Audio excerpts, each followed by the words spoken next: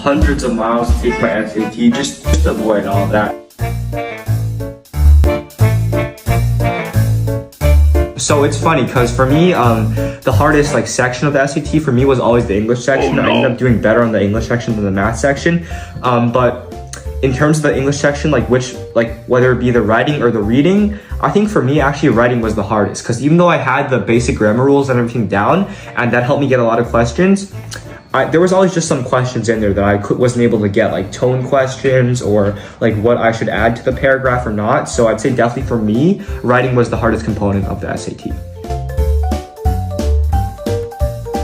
So one big takeaway I got that really applies to everyone here is just sign up for the SAT early on College Board. I signed up late and it led to a really bad situation. I had to travel hundreds of miles to take my SAT. Just avoid all that. Just sign up early. And in terms of practicing, you have to be persistent and you have to be consistent. You have to, every day or every week, whatever you want to do a practice, go over your mistakes, and just be persistent. That's how you're really going to see improvement over time. And in terms of actually what you're going to do during your preparation, the number one thing you have to do is focus on your mistakes.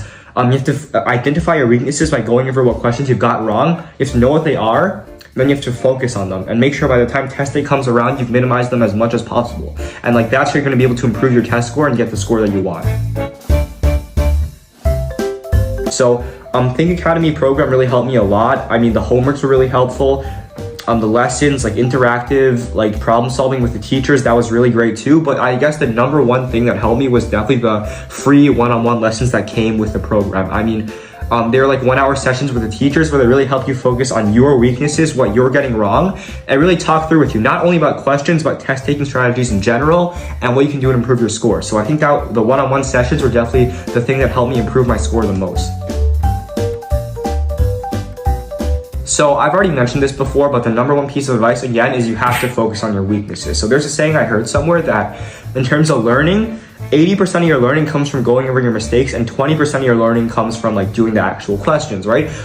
If you do the questions, you get them right, you're not learning anything. You would have gotten them right on the actual test anyway. The questions you get wrong, you go over and you get right on the next time, that's where all your improvement is coming from. So focus on that every time after you finish a practice test. See what you got wrong, why did I get this wrong, and how am I going to improve so that next time I do a question like this, I'm not going to get it wrong anymore. All right, thank you everyone, and good luck to everyone preparing for their SATs. You got it.